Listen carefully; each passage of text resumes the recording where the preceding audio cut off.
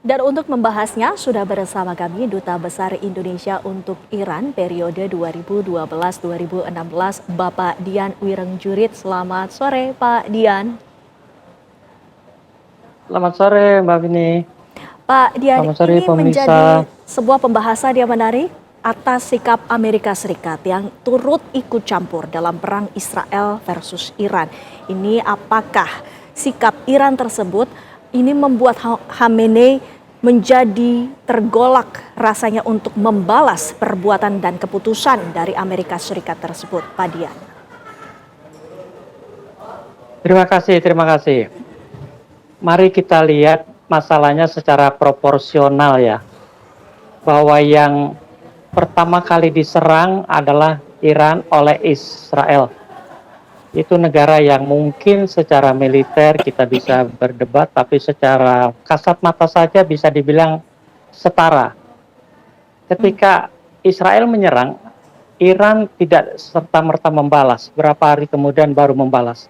Memang balasannya Iran besar-besaran.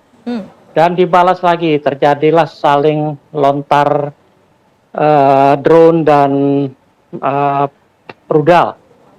Tapi yang terjadi kemudian bisa dilihat bahwa dalam kondisi yang setara, Israel ternyata tidak berdaya tuh lawan Iran.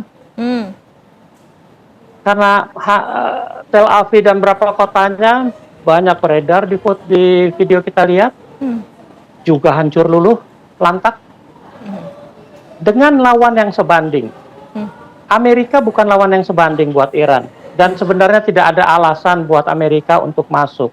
Kalau kita mau lihat sedikit sejarahnya, Amerika itu memang hobinya cawe-cawe ya, di banyak pengalaman konflik di dunia, di berbagai kawasan. Bisa dilihat, mulai dari Grenada, Panama, semua, sampai di Timur Tengah, Amerika masuk dengan alasan yang standar mereka. Security lah, demokrasi lah, humanitarian lah, dan juga perlindungan warga katanya. Tapi di Timur Tengah tidak ada alasan itu. Tapi secara mendadak menyerang Iran juga dengan gempuran yang luar biasa. Padahal kalau mau jujur, kita lihat lagi fakta bahwa 3 hari sebelum Israel menyerang Iran, perundingan JCPOA, perundingan nuklir yang pernah dibubarkan oleh Trump, Presiden Trump, itu dihidupkan lagi 3 hari sebelumnya. Sudah ada dialog antara delegasi Amerika dan Iran. Tapi secara mendadak Israel menyerang pada tanggal 13. Kita lihat berikutnya. Amerika juga menyerang secara mendadak pada tanggal 23 itu. Pada tanggal 20, tadi disinggung sedikit oleh pembawa acara, Amerika, Presiden Trump menyatakan akan menunggu 2 minggu melihat situasi. Tapi 3 hari kemudian menyerang. Artinya apa sih dari beberapa fakta ini, khususnya 2 yang terakhir? Amerika ini hanya berani melawan negara-negara yang tidak seimbang. Kita bisa lihat dimanapun, Grenada, Panama, Syria, Irak, dan sebagainya. Hanya berani melawan. Kalau mau kalau mau proporsional, ya. Jika tadi kita membahas bahwa Amerika Serikat dan juga Israel ini melanggar perundingan tersebut, tentunya ada respon dari Iran. Nah, sejauh mana Iran mampu membalas dari sikap dan keputusan dari Amerika Serikat tersebut? Ketika saya katakan bahwa Iran bukan lawan yang seimbang buat Amerika, jelas dalam persenjataan tidak mungkin Iran bisa membalas, apalagi secara fisik yang ribuan kilometer di seberang lautan Pasifik atau lautan Atlantik. Tidak mungkin Iran bisa membalas.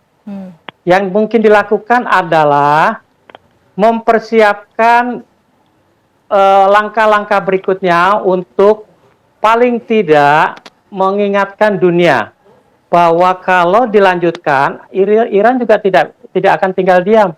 Tadi dikatakan Iran sudah mulai mendekati Rusia dan juga Cina yang selama ini menjadi mitra strategis. Mitra strategis itu artinya apa sih? Akan membantu masalah-masalah strategis yang dihadapi mitranya, kira-kira gitu. Nah, dalam konteks ini tidak mungkin Ali Khamenei akan mengeluarkan fatwa untuk menyerang balik Amerika, baik di apalagi di Amerika, termasuk di kawasan, karena puluhan mungkin bahkan lebih dari 100 pangkalan Amerika yang ada di sekitar kawasan Timur Tengah. Yang mana yang mau diserang? Tidak ada gunanya. Membalas dengan menyerang pangkalan tidak akan seimbang dengan apa yang sudah dilakukan oleh Israel dan juga dengan bantuan Amerika terhadap Iran. Saya yakin Ayatollah Ali Khamenei masih mengedepankan kepala dingin untuk memikirkan tindakan lebih lanjut yang mungkin tidak akan diduga juga oleh Trump. Karena apa yang dilakukan oleh Trump, seperti kita kenal, Trump adalah pribadi, sosok yang unpredictable. Saya yakin Khamenei juga mempertimbangkan untuk langkah-langkah berikutnya yang mungkin bisa tidak diduga seandainya Trump berlanjut dengan polisinya menyerang negara yang tidak seimbang seperti Iran. Terima kasih. Pak Dian, tadi juga sempat disinggung bahwa dalam konteks kemitraan strategis dari Menlu Iran sendiri kita juga ketahui sudah menuju ke Rusia. Apakah ini juga termasuk dalam lobi bantuan perang, Pak Dian? Sebagai mitra strategis, semua masalah yang dihadapi salah satu mitranya pasti akan dibicarakan bersama. Bantuan perang dalam konteks sekarang ini sangat wajar dilakukan oleh petinggi Iran yang pergi ke Rusia. Bukan tidak mungkin dalam konteks yang sangat mendesak seperti ini, Rusia pun akan juga bisa bertindak berdasarkan emergency plan-nya mereka untuk membantu Iran. Bahkan saya yakin bukan hanya Rusia, Cina pun akan dengan siap membantu Iran. Baik, terima kasih Pak Dian Wirengjurit waktunya bersama kami di Kabar Petang. Selamat sore Pak, sehat selalu.